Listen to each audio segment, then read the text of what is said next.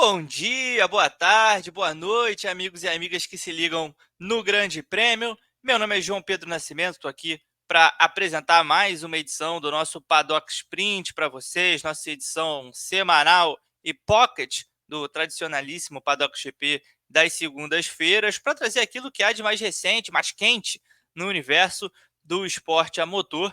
A gente vai falar hoje sobre Felipe Drugovich, piloto brasileiro campeão da Fórmula 2, que ainda busca uma vaga na Fórmula 1, talvez até para o ano que vem. Vamos repercutir isso já já. E também falar um pouco sobre a mudança de regra que a FIA impôs para a Fórmula 1 na questão da frenagem assimétrica. Vamos explicar um pouquinho sobre o que é isso e também comentar os rumores, né, que essa mudança levantou, porque isso já vinha sendo falado há algum tempo, quase lá depois do GP de Miami, e agora a gente sabe que, de fato, a FIA resolveu proibir, e a gente vai explicar também os motivos por trás disso. Será que alguma equipe estava usando algum artifício ilegal, algum sistema fora do regulamento, aproveitando alguma brecha das regras da Fórmula 1? Vamos explicar isso aqui muito mais a partir de agora. Antes de começar a entrar no nosso assunto, eu vou te convidar a curtir o canal do Grande Prêmio, deixar o like aqui no nosso vídeo e se inscrever, é claro, no nosso canal, deixando aquele comentário bacana durante a transmissão, dizendo o que você acha de tudo isso que nós vamos debater aqui. São assuntos importantes para o futuro da Fórmula 1. E para a gente falar melhor sobre isso, vou já convidar aqui para a nossa telinha Vicente Soeja, que é o nosso comentarista de hoje. Vicente, bem-vindo mais uma vez. Hoje não temos Pedro Luiz Cuenca aqui, graças a Deus. Enfim, não tem Pedro Luiz Cuenca no programa de hoje. O Vicente vai participar com a gente para repercutir, né, esses assuntos. E vamos começar por Felipe Drugovich, Vicente. De acordo com uma entrevista dada pelo empresário, né, do Drugovich, o Amir Nasser, tio do Felipe Nasser, que foi piloto da Fórmula 1, está agora disputando as categorias principais do Endurance. A entrevista ao Estado de São Paulo, Amir Nasser disse que a chance de Felipe Drugovich estar na Fórmula 1 em 2025, já no ano que vem, é de 50%. De uma chance de 0 a 10, ele disse que daria um 5 e disse que patrocinador não é problema. Então, vou trazer aqui exatamente o que disse o Amir Nasser e aí dar a palavra ao Vicente para a gente repercutir um pouco sobre esse assunto. Então, abre aspas. Patrocinador não é problema. Temos até mais do que o suficiente. Temos parceiros leais, sólidos, que vão com a gente para onde for. O problema mesmo é a escassez de vagas. Na minha opinião, tinha que ter pelo menos 24 carros, com 12 equipes na Fórmula 1. Hoje, aumentou a procura por vagas. Temos, por exemplo, pilotos chineses que não estavam no radar da Fórmula 1 há 5 ou 6 anos. Tem gente do mundo inteiro. Muita gente boa está ficando de fora e temos cada vez mais pilotos bem preparados desde o kart. Antes da gente repercutir a segunda parte dessa entrevista, na qual ele fala, né, que a chance de fato é de 50%. Eu queria saber de você, Vicente. A gente vai falar um pouquinho aqui sobre como está a situação das vagas na Fórmula 1, mas queria saber de você, primeiramente, como você enxerga, né, as possibilidades de Felipe Drugovich para a Fórmula 1 2025. Boa tarde. Boa tarde, JP. Boa noite, bom dia para quem está nos acompanhando aqui no Sprint. É um prazer estar mais uma vez aqui, substituindo o Cuenca, né? Tem que estar à altura para conseguir ter essa responsabilidade aqui.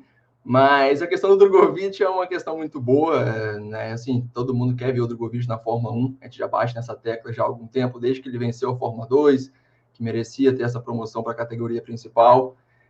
O engraçado é que o empresário deu até uma cutucada no Guan Yu Zhou, né? Até especificou que ele não falou alguns pilotos de maneira geral, falou que alguns chineses, né? Então, é desnecessário ter dito isso, mas ele deu uma cutucada ali falando que há outros pilotos que não têm tanto talento assim, na visão dele, e que estão na Fórmula 1 e que o Felipe Drugovich não teve essa oportunidade ainda. Infelizmente, eu acho que é muito complicado a gente ver o Drugovich na Fórmula 1 no próximo ano, em 2025, se a gente for considerar as vagas que estão disponíveis. Nós temos 4 vagas em aberto, nós temos a vaga na Mercedes, que não vai acontecer, não adianta, vai ser do Antonelli, ou se alguma coisa acontecer, extraordinária vai ser o Verstappen, então a Mercedes pode esquecer.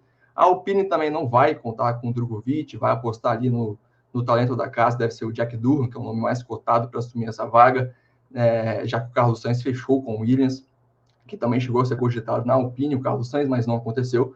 Temos também na RB, que também não vai acontecer, porque a RB vai ficar ali na disputa entre os pilotos da casa, né? O Yuki Tsunoda, que já renovou o contrato, tem o Daniel Ricciardo, tem o Liam Lawson, tá de olho, tem o Isaac Hadjar, que vai vencer, assim, tá na liderança, espero que não vença a Fórmula 2 para que o Gabriel Bortoleto vença, mas está em uma boa posição também, que deve subir para a Fórmula 1 na próxima temporada e deve pegar uma vaga ali na RB, então o Drogovic não tem chance de receber essa posição, e sobra então a Sauber, né, que vai virar Audi, que é o grande ponto aqui em questão, que eu acredito que possa ser a única possibilidade dele chegar à Fórmula 1 em 2025, já que o Mattia Binotto está com uma lista extensa de candidatos, tem o Gabriel Bortoleto, que entrou nessa especulação, né, o rumor mais forte, para ser sincero, até mesmo que o Drogovic, já que o Fernando Alonso, que gerencia a carreira do brasileiro, esteve nas instalações da Sauber no GP da Bélgica, então tudo rumor, não há nenhuma confirmação quanto a isso, mas são rumores mais fortes, né, que favorecem mais Bortoleto do que Drogovic. E também há outros pilotos, como o Alex Palou, da Fórmula Indy, que foi citado, tem também o Valtteri Bottas, que também já está lá, o Guanyu Zhou, que já está lá, talvez larga um pouco à frente nessa disputa por já estarem dentro da equipe, já conhecerem a estrutura da Sauber, então renovarem por pelo menos mais um ano, 2025. Então, as chances realmente de Felipe Drogovic ir para a Fórmula 1 em 2025 eu acho muito difícil, para ser sincero, eu acho muito complicado que dessas 4 vagas que eu citei, apenas a Sauber tem um pouco ali de esperança, mas eu também não vejo ele como no topo da lista de escolhidos da equipe para ocupar essa posição. Claro, a Sauber vai querer um piloto mais jovem, né? Eles já têm o Nico Hülkenberg, que é um cara experiente, então vão querer um piloto mais jovem para ter ao lado dele, para dar essa continuidade no projeto também a partir de 2026. Era mais uma equipe que esperava contar com o Carlos Sainz, o que não aconteceu também, já que ele fechou com o Williams mais uma vez. Então o Drogovic aparece como opção, mas eu acho que se for fazer uma lista aqui de top 5, top 4, ele aparece ali no final da lista. Eu vejo outros pilotos que teriam essa chance mais, né, maior do que ele na equipe neste momento. O Drogovic, como a gente já sabe, é reserva da Aston Martin na Fórmula 1 já há alguns anos. Então, assim, se a gente for olhar para a Aston Martin especificamente, a possibilidade de uma vaga ali é praticamente nula. Tem Fernando Alonso, que é um monstro aí, uma lenda da Fórmula E, da Fórmula 1, perdão, há muitos e muitos anos, e a gente tem o Lance Stroll, que é filho do dono. Então, tudo fica um pouco mais difícil nesse sentido também. Então, só para a gente recapitular, a saída do Hamilton da Mercedes para a Ferrari derrubou o primeiro dominó aí, né, numa sequência que foi culminando numa série de transferências dentro do grid da Fórmula 1. O Sainz precisou mudar de equipe, escolheu, depois de muito tempo, escolheu a Williams. O Ocon saiu da Alpine, vai ser piloto da Haas, vai ser companheiro do Oli Berman. Então a Haas com uma dupla completamente renovada a partir de 2025. Hülkenberg vai deixar, né, a Haas ao fim da temporada para se juntar à Sauber, como o Vicente já disse. Então a gente já tem algumas movimentações confirmadas para o ano que vem. Imagino também que uma vaga na RB, que acho muito difícil que mantenha o Ricardo para 2025, pode ser que mantenha, mas a gente tem o Liam Lawson aí batendo na porta, a gente tem o Isaac Hadjar muito bem na Fórmula 2, apesar de que o Hadjar ainda oferece muitas dificuldades no trato, né, na questão emocional. É um piloto muito acima da média, na minha opinião, principalmente para a idade dele, mas tem essas questões emocionais que, enfim, na Fórmula 1 tudo ganha uma repercussão muito maior, e o Liam Lawson já foi provado no carro, né? Já esteve no carro na temporada passada, deu conta do recado, superou o Tsunoda nas oportunidades que teve, então é um piloto muito bem cotado para essa vaga, na minha opinião, já deveria estar nesse grid desde o início do ano, inclusive. Então, a gente tem aí uma série de possibilidades que foram se fechando. A Alpine, né, olha para o Jack Durham nesse momento como opção principal. A Sauber queria Carlos Sainz, né, para formar todo aquele projeto da Audi. Não custa a gente lembrar aqui que o pai do Carlos Sainz, né, o Carlos Sainz Sênior, tem um passado vitorioso com a Audi no Rally. Então é uma relação que já existe há algum tempo, mas parece que o projeto da Audi realmente não encantou ninguém, nem o Sainz, nem o Ocon. Então, o Hülkenberg, é claro, abraça essa possibilidade, é um último suspiro, né, ali para tentar ser competitivo. Acho que o Hülkenberg não tem nada a perder nesse sentido. É abraçar um projeto que ele não sabe o que vai acontecer ou ficar na Haas, que tem um teto limitado para crescer. Então, acho que para o Hülkenberg faz muito sentido. Mas a outra vaga é uma incógnita. Vai escolher um piloto jovem? Vai apostar numa sei lá, numa subida de produção do Guanyu Zhou, que ainda não mostrou que veio na Fórmula 1, ou vai apostar num cara mais experiente como Bottas para se juntar ali com o Hülkenberg e trabalhar no desenvolvimento do carro. Então, o próprio Drogovic, né, também, né, falando sobre as possibilidades, né, de vaga, né, da Fórmula 1 para o ano que vem, revelou que esteve em conversas com a Williams, né, disse que antes da confirmação do Sainz esteve em conversas com a Williams. Vicente, me parece que nesse momento está muito difícil para o Drogovic buscar uma vaga na Fórmula 1, foi o que você também disse, e eu acho que uma parte do que disse o Amir Nasser, né, só para completar, inclusive, o que ele disse que estava em contato com todas as equipes, mas isso não começou agora, isso é trabalhado ao longo do ano inteiro, é um trabalho permanente de relacionamento. Conversaram com todas as equipes, mesmo aquelas que não têm assento disponível, vendo até onde poderia abrir uma porta, e que hoje é difícil falar, mas diria que o Drogovic teria 50% de chance de ser piloto da Fórmula 1 no ano que vem.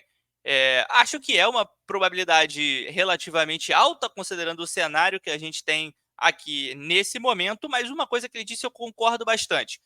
A Fórmula 1 devia ter mais carro, a Fórmula 1 devia ter mais equipes. Né? Ele diz que o ideal seriam 12 equipes, 24 carros, e aí eu acho que o Drogovic teria muito mais mercado, muito mais possibilidade de entrar. Queria saber o que você pensa sobre isso. Essa questão das vagas no grid, eu concordo. Eu particularmente sou a favor da entrada da Andretti, que tem tentado ultimamente entrar no grid nos próximos anos. Infelizmente, enquanto isso não acontecer, a Fórmula 1 vai ficar um pouco engessada com os mesmos pilotos sempre. Lembrando que os que estão competindo este ano foram os mesmos do ano passado, exatamente nas mesmas equipes. Então, nós teremos mudanças para o ano que vem, já que temos alguns novatos entrando aí com o próprio Oliver Berman, teremos provavelmente o André Kimi Antonelli. Então, é bom ter essa renovação no grid também, ter uns talentos que saem da Fórmula 2, né, que já mostraram seu valor, conseguindo uma vaga na categoria principal. Então, a gente espera que tenha mais equipes para termos mais competitividade, para termos novos fabricantes também, como é o caso da Cadillac que vai entrar, né, que teremos também a Audi agora, mas também para termos esses novatos tendo oportunidade, porque realmente é difícil conseguir tirar a vaga de alguém mais experiente. Hoje, o tempo que os pilotos passam, o tempo da carreira que eles vivem na Fórmula 1 é muito maior do que antigamente. Antigamente era inimaginável, falo início dos anos 2000, dos anos 90, você ter alguém com 43 anos, 44 anos, como vai ter o Fernando Alonso, competindo na Fórmula 1. Hoje é algo, não vou dizer normal, porque apenas aqueles que são extraordinários, muito bons, realmente conseguem permanecer tanto tempo assim. Mas, de qualquer maneira, acaba tirando uma vaga dos novatos. Como você citou, o Drogovic na Aston Martin, ele compete por uma vaga, que é realmente do Fernando Alonso. O Lance Stroll vai ficar ali enquanto ele quiser ficar ali. Então, você competir por uma vaga que pertence a Fernando Alonso já dificulta muito a sua vida. E ter uma oportunidade na Sauber, olhando para a vaga que eu acho mais possível de acontecer, seria uma boa para ele.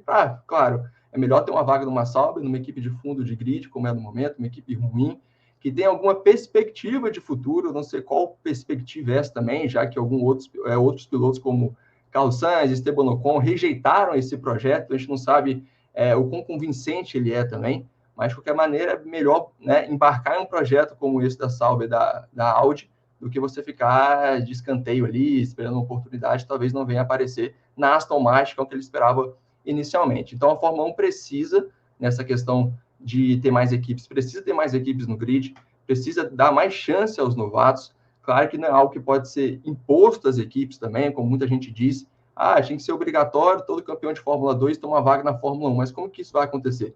Como é que fica os pilotos que já têm contrato na categoria principal? Então é algo muito complicado de abordar, porque tem patrocínio, tem muita coisa envolvida, além do que uma simples oportunidade. Não é tão fácil tirar alguém e botar outra pessoa, outro piloto no lugar.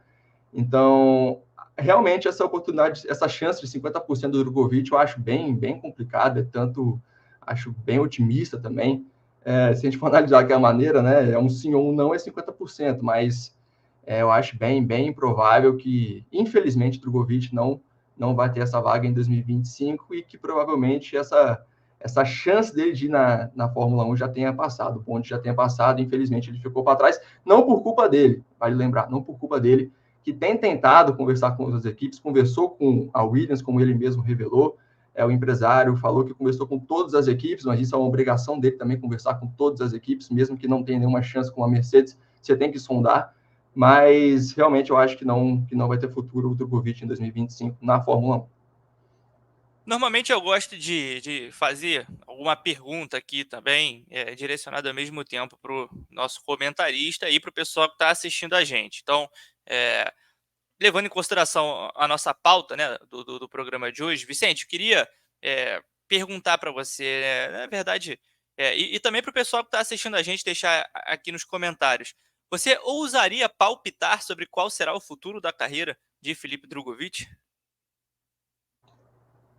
O Drogovic é uma questão, assim, até comento um pouco mais sobre ele há algum tempo, até com você mesmo comentei, eu acho uma vez, que ele deveria ter tentado uma chance na Fórmula E. Eu acho que ele errou muito em ter menosprezado outras categorias lá em 2023, que ele ficou um ano praticamente parado, né? Testou para a Fórmula E, teve uma chance, pode até me corrigir, na Maserati, também foi muito bem, tinha interesse em contar com ele. Então ele acabou menosprezando a Fórmula E, menosprezou a Indy, né? Que realmente estava sonhando com a Fórmula 1 e não há problema nenhum nisso, só que eu acho que o piloto que fica parado realmente fica prejudicado porque você não mostra seu potencial. É muito diferente, por exemplo, do Jack Durham, que está parado, mas ele tem a Alpine ali com uma vaga em aberto, né? Então poderia aparecer com oportunidade dentro da própria equipe, o que era possível, e ao contrário da Aston Martin, que não dá essa mesma oportunidade para ele dentro da equipe.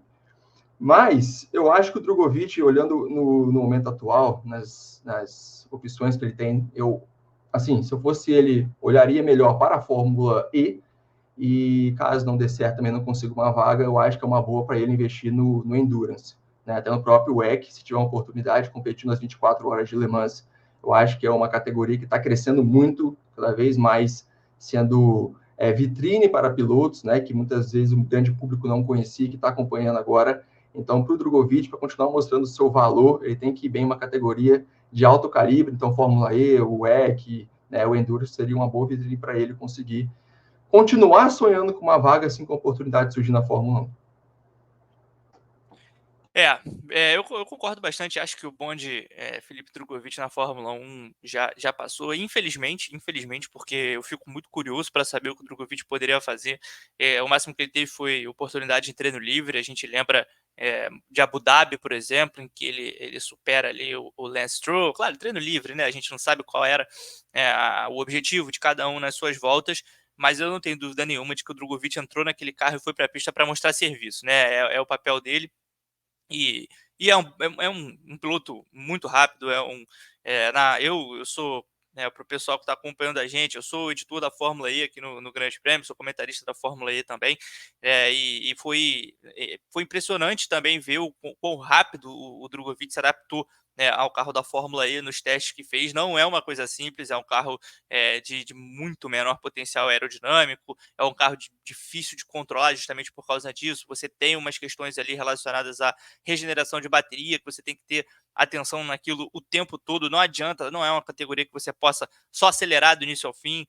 Nenhuma categoria você pode acelerar do início ao fim, né? Na Fórmula 1 você poupa pneu, na Indy 500 você poupa combustível, na Indy, de uma maneira geral, você cuida de pneu e combustível ao mesmo tempo, e na Fórmula E você cuida da bateria. Então, todas as categorias são assim. A Fórmula E gera toda essa questão porque você tem que ser perfeito, você precisa cruzar a linha de chegada ali com o mínimo de bateria restante no carro sem ultrapassar esse limite. Então, é uma categoria difícil e o Drogovic pegou isso de uma maneira muito rápida. Eu sou bastante curioso para saber o que o Drogovic poderia fazer na Fórmula E. As vagas para o ano que vem já parecem praticamente decididas, a não ser que ele entrasse numa equipe de menor potencial. Mas a gente vamos ver aí qual vai ser o desdobramento das decisões da carreira do Drogovic. Lembrando que ele compete atualmente na ELMS, né, na Endurance Le Mans Series. É um piloto que está em atividade de um campeonato que tem bem menos etapas, né, do que os campeonatos que a gente está acostumado a acompanhar, os campeonatos de nível mundial. Então, seria muito interessante sim ter o Drogovic fazendo um calendário completo depois do título da Fórmula 2. Passando adiante, tem uma mudança da Fórmula 1 de regra, né, para a próxima etapa da categoria no GP dos Países Baixos, lá em Zandvoort, casa de Max Verstappen. O que aconteceu foi que a FIA fez um ajuste em um dos artigos do regulamento técnico, mais especificamente o 11.1.2, em que ela proíbe qualquer sistema de frenagem assimétrica. O texto diz exatamente o seguinte: qualquer sistema ou mecanismo que possa produzir frenagem estrutural ou deliberadamente assimétrica para qualquer eixo é proibido. A explicação disso é ao mesmo tempo complexa e simples. Trata-se, claro, a gente está falando da Fórmula 1, trata-se de um sistema genial, na minha opinião. Mas o objetivo ali é controlar, é auxiliar o piloto no controle do carro de maneiras diferentes. Primeiro que ele ajuda na economia do desgaste dos pneus e também gera, né, uma retomada, né, mais linear. Como funciona isso? Quando o piloto, né, faz a curva para a esquerda, esse sistema joga a pressão, e aí a pressão é relacionada às rodas traseiras, joga a pressão, alivia a pressão na roda traseira direita, que é a que sofre mais desgaste, né, e joga um pouco dessa pressão para a roda traseira esquerda.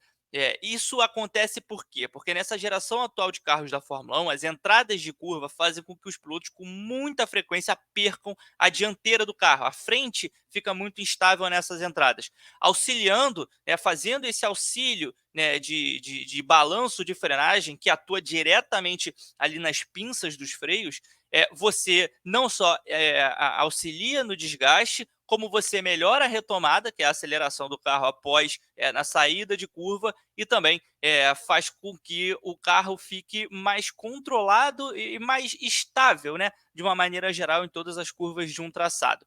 E aí, Vicente, com essa mudança de regra, a FIA reviveu uma série de rumores dando conta de que alguma equipe desse grid, e muito se falou na Red Bull, estava usando esse sistema no carro em algum momento dessa temporada. Muito, inclusive, se relacionou à queda de rendimento da Red Bull com, né, a retirada desse sistema, que sim, só foi oficializado para o GP dos Países Baixos, mas na Fórmula 1 as coisas muitas vezes acontecem antes de serem oficializadas. E só para concluir a explicação, de acordo com o portal inglês Autosport, a mudança feita pela FIA não tem a ver com o fato de qualquer equipe estar usando o mecanismo.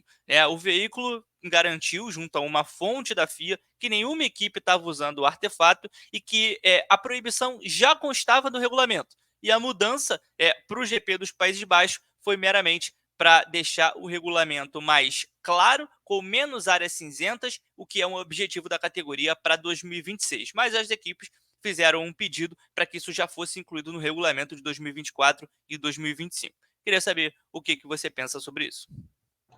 Sobre essa desculpa da FIA sobre o regulamento, que é uma mudança para o regulamento de 2026, essa é a conversa para boi dormir. Né? Na minha opinião, não tem como a gente aqui, claro, afirmar que a Red Bull, qualquer outra equipe, estava usando esse artifício sem ter provas, mas é muito estranho a FIA tomar uma decisão como essa no meio da temporada. Realmente alguma coisa ali estava acontecendo. Se nenhuma equipe estava utilizando, não há motivos para proibir. Né? Se caso percebesse que houvesse essa utilização por alguém, aí sim ela, né, isso aqui é proibido, e acaba ali, já corta o mal pela raiz. Mas, né, essa desculpa não colou. Falando sobre a Red Bull, que é sobre quem os rumores são maiores quanto ao uso desse artifício, como eu disse, a gente não pode afirmar nada, mas há alguns indícios de que realmente pode ter acontecido isso. Por quê? Primeiramente, porque a Red Bull ela conseguia gerir muito melhor os pneus do que as outras equipes na temporada passada, principalmente. Né? A Red Bull não desgastava os pneus, era incrível com o Verstappen, claro, com seu talento também, que ajudava muito, mas a Red Bull conseguia lidar melhor com os pneus durante a corrida inteira. Porque a Ferrari, principalmente, sofreu muito, que a McLaren sofria muito, vem aprendendo a lidar com isso agora. E realmente essa vantagem da Red Bull desapareceu no início desse campeonato. Eles foram bem até o GP de Miami, né? Ali quando o Lando Norris venceu a primeira corrida da temporada, a McLaren começou a evoluir também. Mas falando especificamente da Red Bull, eles foram muito bem nas 5 primeiras corridas, e a partir do GP de Miami a coisa piorou muito. Foi realmente quando as equipes começaram a melhorar e igualar.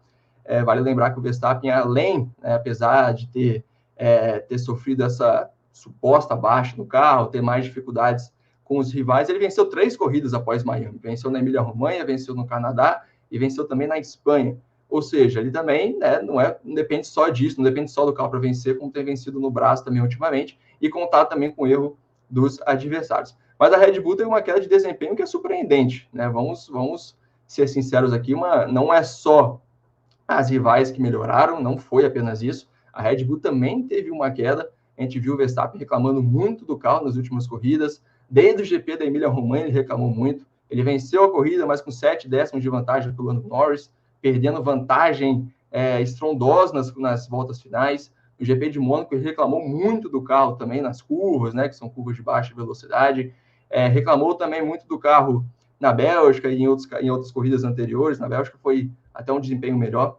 Então, a Red Bull em si deu alguns indícios de que sentiu um baque de algum ponto ali. Não sabemos exatamente qual ponto que é, mas não tem esse destaque no carro, principalmente no gerenciamento dos pneus, que está igual ao das outras equipes, e pode levantar, então, esse rumor de que realmente estaria usando esse artifício que estava favorecendo a equipe.